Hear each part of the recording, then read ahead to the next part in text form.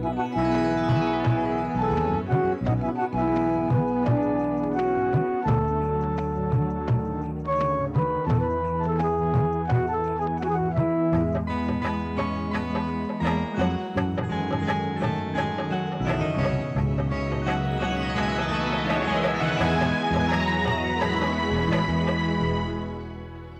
घे, आणखी सांग.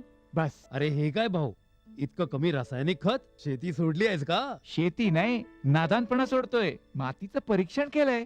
आता तर भाऊ जितकं आवश्यक आहे तितकंच खत शेतात टाकू. हा, शेतकऱ्यांनो, आजच आपल्या जिल्ह्याजवळच्या भूमी परीक्षण प्रयोगशाळेत मातीचं परीक्षण अवश्य करवा आणि मातीची पोषक तत्व, आर्द्रता व रोपांचा विकास बघता केवळ आवश्यकतेनुसारच पोषक तत्व घाला. आणि हो, मातीतलं गंधक, जस्त, बोरॉन सारख्या पोषक तत्वांविषयीही जाणून घ्या. खत आणि जैविक खताच्या योग्य उपयोगानं भूमीचा सकसपणा टिकवून ठेवा, उत्पादकता वाढवा, खर्च कमी करा आणि बहुमोल परकी चलन वाचवण्यातही सहकार्य करा. आणि हो, मंद गतीनं नायट्रोजन उपलब्ध करून देणारी खतं जसं कडुलिंबयुक्त युरियाला प्राधान्य द्या आणि युरियाचा पानांवर शिडकाव करा. अरे वा, तू तर खरोखरी समजूतदार झालास रे. आणखी माहितीसाठी संपर्क करा जिल्हा कृषी अधिकारी किंवा शेतकरी कॉल सेंटर. आई, मला खायला दे ना. धीर धर बाळू, अजून डाळ शिजली नाही. चिंता करू नको बाळूची आई, यंदाच्या बारीला डाळ चांगली शिजल. म्हणजे व NFSM द्वारे डाळीचं उत्पादन वाढवण्याची पद्धत करण्यासाठी 1000 भागांची निवड करण्यात आली आहे. आणि त्यामध्ये आपल्या भागाचा बी समावेश आहे. त्यांना आमचा काय फायदा हो? आपल्या 5 एकर शेतासाठी लागणारं खत आणि कीटनाशक, याशिवाय मिनी किट बी भेटल. पर इतक्या डाळीचं करायचं काय? सरकारनं कडधान्याचं आधारभूत मूल्य खूप वाढवलं आहे आणि त्याच्या खरेदीची पुरी व्यवस्था केली आहे. त्यानं मिळकत बी वाढल. आमचा बाळू एक चांगल्या शाळेत जाऊन शेतीशास्त्रज्ञ बनल.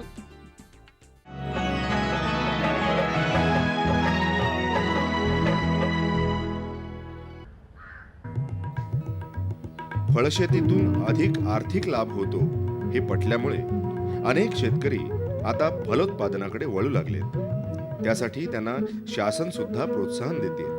फलोत्पादन वाढीसाठी गेल्या 10-15 वर्षापासून केंद्र सरकार व राज्य सरकार वेगवेगळ्या नवीन योजना राबवत आहे. त्या योजनांमध्ये मुख्यतः फळबाग लागवड ही योजना होत. फळबागा लागवडीमध्ये शेतकऱ्यांना मार्जिनसुद्धा जास्त मिळत आहे. त्यामुळे शेतकऱ्यांचा कल वेगवेगळ्या फळबागा लागवड करणे याकडे चालू आहे.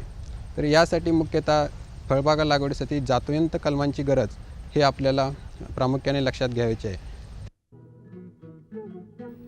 जागतिक बाजारपेठेतली आंब्याची वाढती मागणी लक्षात घेऊन कोकणातल्या शेतकऱ्यांप्रमाणेच देशावरचे शेतकरी सुद्धा कलमी आंब्याची लागवड करू लागलेत. मात्र हुकमी उत्पादनासाठी महत्त्वाची गरज असते ती चांगल्या कलमांची. अशी उत्तम जातीची कलमं तयार करणं शेतकऱ्यांनाही शक्य असते. आंब्यामध्ये मुख्यतः कोय कलम आणि मृदू काष्ट कलम या 2 पद्धतीचा वापर मोठ्या प्रमाणावर केला जातो. तर आंब्यामध्ये हापूस, पायरी, केशर, साई सुगंध, रत्ना अशा वेगवेगळ्या जाती आहेत. या जातिवंत कलमांच्या मातृवृक्ष म्हणून निवड करणे फायदेशीर ठरते. कोय कलमांमध्ये प्रथम कोय जर्मिनेट झाल्यानंतर, उगवल्यानंतर साधारणतः 15 ते 21 दिवसानंतर त्याच्यावर कोय कलम केले जातं. यामध्ये बाटा साधारणतः तांबूस तपकिरी कलरचे पान असल्यानंतर कोय कलमासाठी निवडावा. काड्या निवडताना जे जातिवंत कलम आहे, जातिवंत कलमाचे झाड आहे त्याच्यापासून मातृवृक्षाच्या काड्या निवडाव्यात. दुसरं म्हणजे त्याची जी फळाची गुणवत्ता आहे ती उत्तम असावी. ते जोमदार वाढणारे, निरोगी आणि साधारणतः मध्यम वयाचे असावे. कलमाच्या काड्या काढताना ते 7 ते 8 दिवस अगोदर त्याचे पानं काढून टाकावेत. त्यामुळे डोळे फुगण्यास मदत होते. असे डोळे फुगलेल्या काड्या, मातृवृक्षाच्या काड्या कलमासाठी वापराव्यात. जो बाटा निवडलेला आहे तो जमिनीपासून 10 ते 15 सेंटीमीटरवर काप द्यावा आणि त्याच्यावर उभा 1 ते 1.5 इंचाचा उभा काप द्यावा. नंतर मातृकाड्यावर साधारणतः तेवढ्याच आकाराचे पाचर तयार करून ते त्या पाचर योग्य रीतीने खाचेत बसेल असे काडी बसवावी आणि त्याच्यावर प्लॅस्टिक गुंडाळून ते घट्ट बांधावे. असे बांधलेले कलम एकास एक माती आणि खत, शेणखत घेऊन भरलेले माती आणि शेणखत घेतलेल्या पिशवीमध्ये भरावे आणि ते कलम पॉलीहाऊसमध्ये वाढीसाठी ठेवावे. ज्यावेळी कोय कलम करणे काही कारणास्तव आपल्याला शक्य होत नाही, अशा वेळी बाटा याची वाढ होऊन द्यावी. साधारणतः बाट्याची पानं हिरवी झाल्यानंतर त्याच्यावर आपण मृदुकाष्ठ कलम किंवा त्याचबरोबर जर बाट्याची वाढ 1 वर्षापर्यंत झाली तर 1 वर्षाचे खुंटावर आपण मृदुकाष्ठ कलम करू शकतो. यालाच इंग्रजीमध्ये सॉफ्टवूड ग्राफ्टिंग असे म्हणतात. यासाठी काड्या निवडताना आपण मगाशी पाहिले त्याप्रमाणेच मातृवृक्षाची निवड करून काड्या निवडाव्यात. याच्यामध्ये काळजी घ्यावी की जे आपण कलम करणार आहे त्यासाठी नवीन एक वर्षाच्या खुंटावर जे नवीन फूट होणार आहे त्याच्या फुटीवर साधारणतः 1 ते 1.5 इंचाचा काप घेऊन त्याच्यामध्ये काड्याची चापर व्यवस्थितरित्या बसवून प्लॅस्टिकने बांधावी. जर उष्ण व कोरडे हवामान असेल तर त्याच्यावर पॉलिथिनची पिशवी बांधावी, म्हणजे त्याला आर्द्रतेचे प्रमाण वाढून काडी लवकर फुटण्यास मदत होते. अशा प्रकारे बांधलेले कलम पॉलीहाऊसमध्ये ठेवावे. साधारणतः 21 दिवसानंतर कलम फुटण्यास सुरुवात होते. कलम फुटायला लागल्यानंतर प्लॅस्टिकची पिशवी सोडून टाकावी आणि नंतर कलमाची योग्य ते काळजी घ्यावी. आंबा हे मोसमी पीक आहे, मात्र चिकूचं पीक वर्षभर मिळू शकतं. उत्तम जातीच्या चिकूंसाठी चिकूची कलमी रोपं फायदेशीर ठरतात. चिक्कूचे कलम तयार करताना आपण खिरणी हा खुंट वापरतो. 1 वर्षानंतर खुंट वाढल्यानंतर त्याच्यावर मृदुकाष्ठ कलम केले जाते. महाराष्ट्रात येणारी प्रमुख जात म्हणजे कालीपत्तीच्या मातृवृक्षाच्या योग्य काड्या निवडाव्यात. त्या काड्या निवडल्यानंतर त्याच्यावर पाचर कलमाने किंवा मृदुकाष्ठ कलमाने आपण कलम करतो.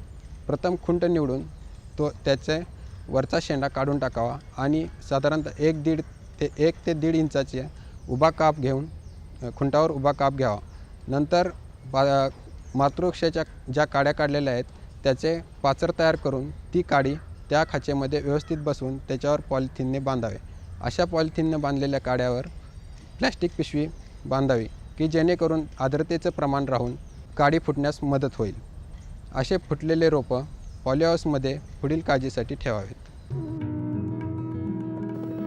जातिवंत रोपांमुळे झाडं दर्जेदार फळ देतात आणि शेतकऱ्यांच्या उत्पन्नात वाढ होते. आंबा आणि चिकूप्रमाणे चांगले पेरू मिळण्यासाठी कलम पद्धतीनं तयार केलेली रोपं उपयुक्त ठरतात, असा शेतकऱ्यांचा अनुभव आहे. पेरूच्या फांद्या जमिनीलगत वाकून त्याच्यावर ती काप घेऊन त्याच्यावर दाब देऊन जे कलम केले जाते त्याला दाब कलम असे म्हणतात. यासाठी पेरूचे पूर्णतः छाटणी करून घ्यावी. त्यानंतर त्याच्या खोडास बाजूने फांद्या फुटल्यानंतर नवीन फांद्याची पेन्सिलच्या जाडी एवढी वाढ होऊन द्यावी. पेन्सिलची जाडी एवढी वाढ झाल्यानंतर पानं काढून टाकावीत आणि त्याच्यावर तिरकस काप घ्यावा. तिरकस काप घेतल्यानंतर त्याच्यामध्ये लहानशी काडी टाकावी की जेणेकरून काप घेतलेला मिळून येणार नाही. तो काप घेतल्यानंतर पेल्यामध्ये एकास एक प्रमाणात माती आणि शेणखत घेऊन पेले भरून घ्यावेत आणि त्याच्यात ते काप घेतलेली काडी दाबून बसावी आणि त्याच्यावर दगड ठेवा. साधारणतः 1 महिन्यानंतर मुळ्या फुटण्यास सुरुवात होते. मुळ्या फुटायला लागल्यानंतर त्याच्यावर जर पावसाळा सीझन नसेल तर आपण पाण्याची व्यवस्था करावी. वेळच्या वेळी पाणी द्यावे. साधारणतः 2 महिन्यानंतर मुळाची वाढ जोमाने होते. 2 ते 2.5 महिन्यानंतर 3ऱ्या हिश्श्यापर्यंत मुळाच्या खालील बाजूस काप घ्यावा आणि नंतर 15 दिवसानंतर पूर्णतः काप घेऊन रोपे मातृवृक्षापासून वेगळे करावेत आणि ती सावलीत वाढावीत. याच्यानंतर आपण गुटी कलम हे कसे करतात ते पाहू. मुख्यतः डाळिंबामध्ये गुटी कलम केले जाते. ज्या झाडांचे रोपे फाटे कलमापासून करता येत नाही अशा रोपांची आपण गुटी कलम हे केले जाते. गुटी कलमासाठी साधारणतः 30 ते 35 सेंटीमीटर लांबीची फांदी निवडावी. या फांदीवर 25 ते 30 सेंटीमीटर अंतरावरचे 2 ते 2.5 सेंटीमीटर भागावरील पाने काढावीत. ती पाने काढल्यानंतर त्याच्यावरती 2 गोल काप घ्यावेत आणि ते 2 काप एकमेकाला जोडावेत. ते काप जोडल्यानंतर त्याच्यावरील ती रिंग आहे ती काढून टाकावी. रिंग काढल्यानंतर त्याच्यावर पाण्यात भिजवून स्पॅग्नम मॉस किंवा शैवाल बावेस्टिनच्या पाण्यामध्ये बुडवून त्याच्यावर ठेवावे आणि ते पॉलिथिनने घट्ट बांधून ठेवावे. साधारणतः 1 महिन्यानंतर मुळ्या फुटण्यास सुरुवात होते. मुळ्या फुटल्यानंतर साधारणतः 2 ते 2.5 महिन्यांनी गुटी कलम हे मातृवृक्षापासून अलग करून एक शेणखत व माती एकाच एक प्रमाणात भरून ते गुटी कलम त्या पिशवीमध्ये भरावे आणि पॉलीहाऊसमध्ये वाढीसाठी ठेवावे. फळांची शेती करणाऱ्या शेतकऱ्यांसाठी कलम पद्धतीचं ज्ञान असणं फायद्याचं ठरतं.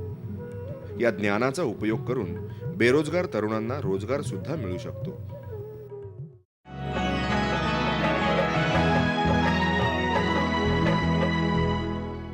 हा नक्की नक्की. कुणाशी बोलत होता एवढं हसत हसत? अगं शेतकरी कॉल सेंटर तज्ञांकडून शेतीविषयक सल्ला घेत होतो. सकाळी पण दुपारी पण? अगं शेतकरी कॉल सेंटर सकाळी 6 वाजल्यापासून रात्री 10 वाजेपर्यंत खुलं असतं.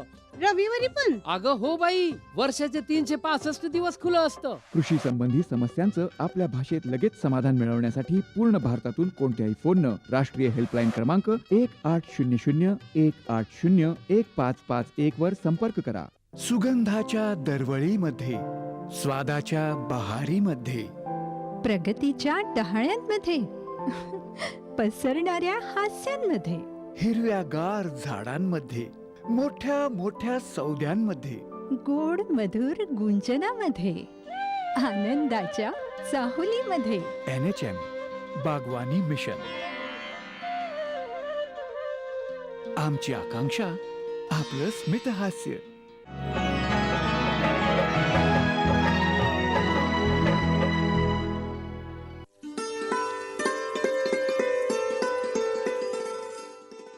नमस्कार. कृषी दर्शन कार्यक्रमात दूरदर्शनच्या सर्व प्रेक्षकांचे स्वागत. आज आपण राज्यातील गाई म्हशींची उत्पादकता वाढविण्यासाठी सर्वसमावेशक अनुवांशिक सुधारणा कार्यक्रम या राज्य शासनाच्या अत्यंत महत्त्वाकांक्षी योजनेबद्दल माहिती घेण्याकरता आमंत्रित केलं आहे आपल्या राज्याचे पशुसंवर्धन आयुक्त श्री एकनाथ डवले साहेबांना. साहेब नमस्कार, आपल्या कार्यक्रमात स्वागत. नमस्कार साहेब, या योजनेच्या नावातच सर्व समावेशक असा शब्द आपण टाकलेला आहे आणि त्यामुळं असं वाटतं की हा जो काही कार्यक्रम आहे तो सर्वसमावेशक असावा. तर नेमकं या योजनेमध्ये आपण काय काय समाविष्ट केलेलं आहे? यामध्ये प्रामुख्यानं आम्ही 3 बाबीचा याच्यामध्ये विचार केलेला आहे. याच्यात शास्त्रीय दृष्टिकोन जो आहे तो महत्त्वाचा आहे. दुसरा माहिती तंत्रज्ञानाचा वापर आणि पशुपालकाचा सहभाग, म्हणजे अशा त्रिसूत्रीच्या याच्यावर हा कार्यक्रम आहेत आणि ज्या शासनाच्या विविध पशुसंवर्धनाच्या योजना आहेत त्याचासुद्धा याच्यामध्ये वेगवेगळ्या टप्प्यामध्ये वापर केला जाणार आहे. त्यामुळे वेगवेगळ्या कार्यक्रमाची सिनर्जी आणि त्याचा जो एकूणच जो कार्यक्रम आहे तो सर्वसमावेशक कसा होईल हा आमचा यामध्ये प्रयत्न असणार आहे. तशी प्रत्येक प्राणीमात्रामध्ये अनुवांशिक सुधारणा सतत चालूच असते. डार्विनच्या सिद्धांतानुसार इव्होल्युशन हे होतच असतं. पण नेमकं आता गाई म्हशींची सुधारणा जी करायची आहे त्याची आत्ताच आवश्यकता भासण्याचं नेमकं कारण काय? मुळातच अनुवांशिक सुधारणा ही काही नवीन संकल्पना नाही आहे. कृत्रिम प्रयत्नाच्या माध्यमातून गेल्या 30-40 वर्षापासून आपण हे काम करतो आहे. 85-86 साली ज्यावेळेस याचे आपण माहिती जर बघितली तर जे क्रॉसब्रेड आपण म्हणू HF किंवा जर्सी यांची जी उत्पादकता होती ती साधारणपणे प्रति जनावर प्रतिदिन ही 5.1 लिटर एवढी होती आणि आता 2010-11मध्ये ती 6.4 पर्यंत आलेली आहे. म्हणजे साधारणपणे मागच्या गेल्या 30 वर्षामध्ये आपण त्याच्यामध्ये फार तर 1.5-1.2 लिटरची वाढ आपण करू शकलो. हीच जर बाब आपण जर बघितली तर ज्या आपल्या नॉन डिस्क्रिप्ट म्हणजे ज्या देशी गायी आहेत त्यांची उत्पादकता 1 लिटर होती ती आता 1.5 पर्यंत पोहोचलेली आहे. आणि तसंच जर आपण म्हशीचा जर विचार केला तर म्हशीचंसुद्धा 2.5 लिटर ते आता साधारणपणे 4 पर्यंत पोहोचलेलं आहे. म्हणजे फार असा ज्याला क्वांटम जंप म्हणू आपण एक वाढ जी म्हणू ती त्याच्यामध्ये आपल्याला दिसून आलेली नाही. म्हणून आपण आता एक नवीन एक सिलेक्टिव्ह ज्याला म्हणू एक विशिष्ट जनावरं राज्यातले निश्चित करून त्याच्या माध्यमातून हा कार्यक्रम राबवायचं नियोजन केलेलं आहे. दुसरा महत्त्वाचा बाब म्हणजे मागच्या काही वर्षांमध्ये याची जी कुंठितता आलेली आहे ती कुंठितता उत्पादकांमधली पशुखाद्याचा वाढलेला खर्च आणि एकूणच दूध उत्पादनावर वाढलेला खर्च आणि बाजारात मिळणारी किंमत हे सर्व जर वाढलं तर दूध व्यवसाय जो आहे त्याला कुठंतरी यामध्ये एक स्टॅग्नन्सी आलेली आहे आणि म्हणून दूध उत्पादन वाढवणं हा योजनेचा मुख्य भाग राहणार आहे. दूध उत्पन्नाच्या वाढत्या खर्चाबद्दल आपण बोललात आणि सध्या तर दुष्काळाची परिस्थिती आहे. तर चाऱ्याची जी उपलब्धता आहे आणि एकूण आपलं जे काही गाई म्हशींची संख्या आपल्या राज्यातली तर एकूण उपलब्धता आणि चाऱ्याची मागणी याचं काय प्रमाण आहे सध्या? जर बघितलं तर सर्वसाधारण वर्षामध्ये सुद्धा चाऱ्याची जवळजवळ जो सुका चारा आहे, कोरडा चारा, त्याची 30% घट सर्वसाधारणपणे आपल्याला दिसून येते. म्हणून वैरण विकासासारखे वेगवेगळे कार्यक्रम राबवून ही तूट कशी कमीत कमी करता येईल याचा पशुसंवर्धन विभागामार्फत वेगवेगळ्या स्तरावर प्रयत्न केला जातो. आत्ता आपण जी काही योजना हाती घेणार आहोत ती काही 1, 2 किंवा 5 वर्षात पूर्ण होणारी योजना असं दिसून येत नाही. तर योजना राबवताना आपली कार्यपद्धती नेमकी कशी असणार आहे? ही योजना जी राबवणार आहोत ती योजना राबवताना वेगवेगळ्या टप्प्यावर ही योजना राबवल्या जाणार आहेत. विशेषतः आता साधारणपणे 6 तारखेपासून तर 31 तारखेपर्यंत आम्ही जे काही पशुपालक आहेत त्यांच्याकडे असणाऱ्या ज्या उच्चतम गायी किंवा म्हशी आहेत त्याचे अर्ज आम्ही या ठिकाणी बोलवणार आहोत आणि त्याच्यामधनं जे काही चांगल्या दर्जाचे जे उच्च उत्पादन क्षमतेचे जे जनावरं आहेत ते 60,000 जनावरं आपण राज्यात याच्यामध्ये निवडणार आहोत. त्याची जी प्रक्रिया आहे ती प्रक्रियाच्या संदर्भातलं प्रशिक्षण जे आहे ते आम्ही राज्यस्तरावर सर्व आमच्या पशुवैद्यकीय अधिकाऱ्यांना दिलेलं आहे आणि जे पशुपालक या योजनेमध्ये निवडल्या जाणार आहेत त्यांनासुद्धा त्या पद्धतीचं आपण प्रशिक्षण देणार आहोत. तेव्हा आपण आता अर्जाचा उल्लेख केला म्हणजे पशुपालकाला अर्ज करावा लागणार आहे. बरोबर. हा जे काही 60,000 जनावर आपण निवडणार आहात, एकूण गाई म्हशींची आपली संख्या साधारणपणे राज्यामध्ये 2.25 कोटीच्या आसपास आहे. त्याच्यातल्या चांगल्या ज्या गायी आहेत ज्यांचं पैदास होऊ शकते अशांची संख्या 87 लक्ष आहे आणि त्यातले फक्त 60,000 आपण निवडणार आहात. तर ह्या 60,000चं करता अर्ज कुठं करायचा पशुपालकाने, त्याला केव्हा अर्ज मिळणार आहेत याबद्दल माहिती सांगितली तर बरं होईल. साधारणपणे 6 तारखेपासून तर 31 मेपर्यंत आम्ही पशुपालकांकडून अर्ज बोलावणार आहोत आणि हे आमच्या ज्या पशुवैद्यकीय संस्था आहेत त्या पशुवैद्यकीय संस्थेच्या स्तरावर हे अर्ज सर्व उपलब्ध राहणार आहेत. अर्ज एकदा पशुपालकांनी त्या जवळच्या दवाखान्यामध्ये नेऊन दिला की त्याचं पुढं काय होणार आणि कसं सिलेक्शन होणार या शेतकऱ्याचं? आता एकदा अर्ज आल्यानंतर त्याच्यामध्ये साधारणपणे त्यांनी काय दूध किती उत्पादन होणार आहे त्या जनावराचं त्याची माहिती त्याच्यामध्ये असणार आहे आणि मग त्याच्यानुसार त्याची पडताळणी होणार आहेत आणि त्यानुसार मग ते जे काही अर्ज आहेत त्याची एक डेटा एंट्री होऊन संकलित होऊन मग त्यानुसार त्याचे जे काही उतरती जे क्रम आहेत म्हणजे सर्वोच्च जे जनावर आहेत उत्पादन देणारं त्याचं पहिल्या क्रमांकावर आपण नाव असणार आहे आणि मग अशा उतरत्या भाजणीनुसार साधारणपणे 60,000 जनावरं याच्यामधून निवडल्या जाणार आहेत.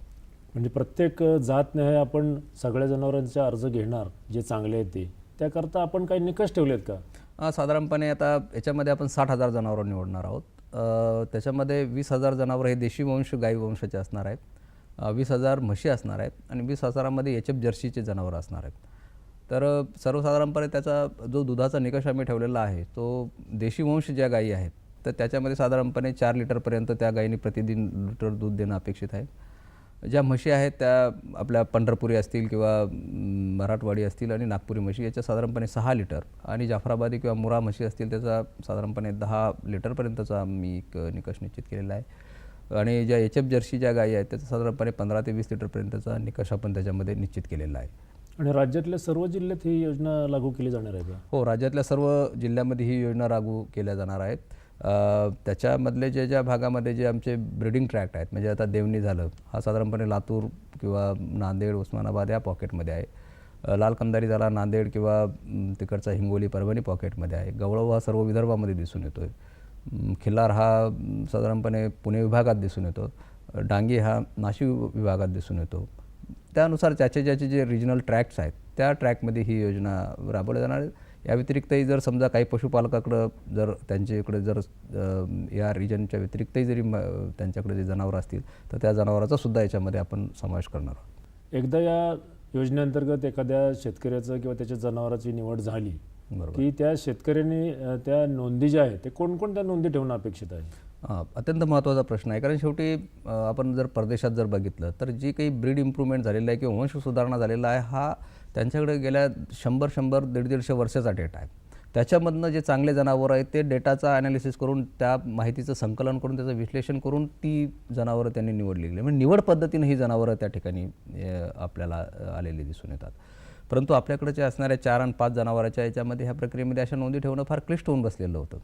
किंबहुना मध्यंतरी 84-85 तसे प्रयत्नही झाले होते परंतु त्यावेळेचं असलेलं तंत्रज्ञान आणि आजच्या असलेल्या तंत्रज्ञानामध्ये फार मोठा फरक पडलेला आहे. म्हणून आता आपण माहिती तंत्रज्ञानाचा आणि मोबाईल जी टेक्नॉलॉजी आज प्रत्येकाजवळ मोबाईल आहे त्याचा वापर करून ह्या ज्या माहिती जी आहेत ही सर्व माहिती आपण जे पशुपालक आहेत त्यांच्याकडून प्राप्त करून घेणार आहोत. म्हणजे पशुपालकांनी फक्त SMS मोबाईलवरून SMS करायचं एवढंच आपण त्यांच्याकडनं अपेक्षित ठेवलेलं आहे. आणि या SMS केल्यानंतर ह्या ज्या नोंदी आहेत त्या कुठे जातील आणि त्याचं मग विश्लेषण कसं होईल आणि आपल्याला जी आवश्यक माहिती आहे ती कशी प्राप्त होईल? बरोबर आहे. याच्यामध्ये 2 टप्पे आहेत. म्हणजे एक तर पशुपालकांनी पाठवायच्या नोंदी आहेत आणि दुसऱ्या पशुवैद्यकीय ज्या संस्था आहेत तिथले जे अधिकारी कर्मचारी त्यांनी पाठवायच्या संस्था आहेत. उदाहरणार्थ दुधाच्या ज्या नोंदी आहेत ते दैनंदिन नोंदी जे जनावर याच्यामध्ये निवडल्या जाणार आहेत त्यांनी ते जे पशुपालक आहे त्यांचा मोबाईलवरनं त्या पाठवायच्या आहेत. तो आमचा जो मेन डेटा सेंटरमधला जो सर्व्हर असेल त्याच्यामध्ये त्या नोंदी येतील. दुसरी नोंद पशुपालकांनी साधारणपणे त्याची गाय किंवा म्हैस ज्या दिवशी माझावर येईल त्या संदर्भात त्यांनी ती माहिती पाठवायची आहे. उदाहरणार्थ दूध पाठवताना फक्त M असेल म्हणजे M4 म्हणजे मिल्कसाठी आणि 1 नंबरची गाय त्याच्याकडची असेल आणि तिने 20 लिटर दूध दिलं असेल तर M120 असा SMS पाठवला तरी त्या जनावराच्या नावावर तो नोंदला जाणार आहे. कारण याच्यासाठी आपण युनिक आयडेंटिफिकेशन जी सिस्टम आहे जनावराला सुद्धा आपण युनिक टॅग त्या ठिकाणी देणार आहोत. त्यामुळे ही जी सर्व माहिती आहे ती माहिती त्या विशिष्ट जनावरांच्या नावावर नोंदवली जाणार आहे. एखादं जनावर हिटवर जर आलं तर त्यांनी फक्त त्या जनावराचा H1 जरी SMS केला तर तो SMS आपल्या मेन डेटा सेंटरला जाणार आहे आणि त्या मेन डेटा सेंटरच्या माध्यमातून तो लगेच त्यातल्या पशुवैद्यकीय जी संस्था आहेत त्या डॉक्टरकडे तो जाणार आहेत आणि त्यातनं शेतकऱ्याच्या दारापर्यंत कृत्रिम रेतन सेवा आपण देणार आहोत. यासाठी जर चांगल्या उच्च प्रतीचे जे वळू आहेत त्याचं युरिया मात्र आपण त्या ठिकाणी देणार आहोत आणि अशा पद्धतीचं सर्व जो माहिती आहे ती संकलित होणार आहे.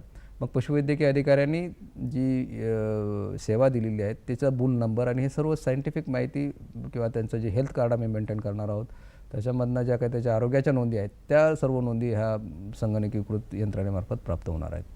आता पशुपालकांनी समजा आपल्याला नोंदी रोज पाठवल्या तर त्याच्याबद्दल त्याला खर्च येईल तर त्याची व्यवस्था कशी केली आपण? बरोबर आहे. यासाठी जे SMS आपण पाठवल्या जाणार आहेत तर त्याच्यासाठी त्याला प्रोत्साहनपर अनुदान आपण त्या ठिकाणी 200 रुपयाच्या मर्यादेत आपण त्या ठिकाणी देणार आहोत.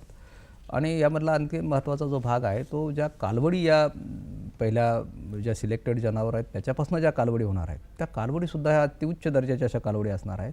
त्या कालवडीच्या संगोपनार्थ आपण 5,000 रुपये त्या कालवडीच्या संगोपनार्थ त्या पशुपालकाच्या बँकेच्या म्हणजे त्या पशुपालकांना त्याच्या निमित्तानं देणार आहोत.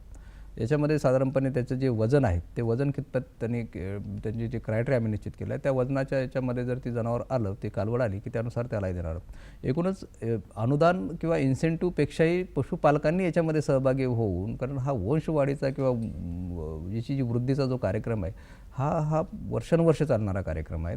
1-2 दिवसाचा कार्यक्रम नाही. त्याच्या माध्यमातून लोकांना जो पशुपालकांना किंवा शेतकऱ्यांना जो फायदा होणार आहे तो महत्त्वाचा आहे.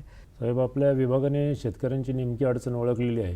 कारण दूध उत्पादनाच्या वाढत्या खर्चाबद्दल आपण योजनेच्या सुरुवातीलाच बोललो परंतु त्याच्यामुळे होतंय काय की कालवडींचे जे काही संगोपन करायला पाहिजे ते करणं शेतकऱ्याला परवडत नाही आणि त्याच्यामुळे त्याला जे 5,000 रुपये प्रोत्साहन आपण दिले त्याच्यामुळे नक्कीच शेतकरी यात मोठ्या प्रमाणात सहभागी होईल. ह्या 5,000 रुपये किंवा ते SMS बद्दल मिळणारे त्याचे 200 रुपयाचं जे अनुदान आहे त्याच्या व्यतिरिक्त आणखी शेतकऱ्याचा या योजनेतनं नेमका काय फायदा होईल? म्हणजे आपल्याला असं दिसायला होतं की गाय 30 लिटर दूध देते दुसऱ्या दिवशी 10 लिटर देते कधीतरी 15 लिटर देते. म्हणजे हा जो व्हेरिएशन आहे हे व्हेरिएशन आपल्याला याच्या माध्यमातून लक्षात येईल. शेतकऱ्यांना त्याची सविस्तर माहिती मिळेल. त्याच्या अद्ययावत नोंदी त्या शेतकऱ्याला ठेवता येईल आणि हा जी माहिती आहे ही कम्प्युटरवर सदैव उपलब्ध राहणार आहे. म्हणजे कोणीही जाऊन ती ॲक्सेस करणार आहे. त्याच्यामुळे त्याला आपल्या जनावराचं एकूण ट्रॅक एकूण हिस्ट्री सर्व कळणार आहेत. त्याच्यामुळं त्यालाही आपल्या काही चुका आहेत आणि त्या लक्षात येतील. आमच्या माध्यमातून त्याला शास्त्रीय सल्ला दिला जाईल की या दिवशी तुमच्या गाई म्हशीमध्ये हा प्रॉब्लेम आला होता त्याच्या माध्यमातून ही दुरुस्ती करावी. त्याच्यामुळे एक शास्त्रीय असा एक सायंटिफिक ॲप्रोच ज्याला म्हणू तो सायंटिफिक ॲप्रोच या निमित्तानं या सर्व कार्यक्रमामध्ये येणार आहे. राज्यातील गाई म्हशींची उत्पादकता वाढविणे यासाठी सर्वसमावेशक आनुवंशिक सुधारणा कार्यक्रम ही अत्यंत महत्त्वाकांक्षी योजना राज्य शासनाने हाती घेतली. त्याची सविस्तर माहिती आज आपल्या राज्याचे पशुधन आयुक्त एकनाथजी डवले यांनी आपल्याला दिली. ते इथं आले त्याबद्दल दूरदर्शनचे सर्व प्रेक्षक आणि कृषी दर्शन कार्यक्रमाच्या वतीने सर आपले आभार.